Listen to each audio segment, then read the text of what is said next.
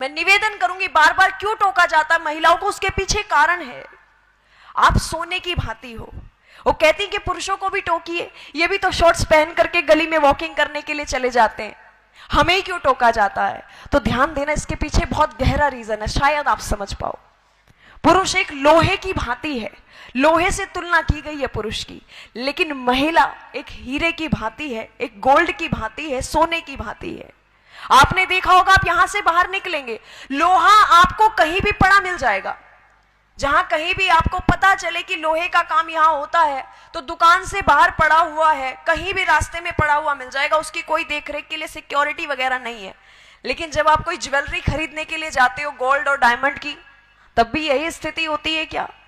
Cover करके रखा जाता है, और कवर ही नहीं, ओवर सिक्योरिटी में रखा जाता है। साइरेंस यूज हो जाते हैं जैसे ही कोई टच करता है।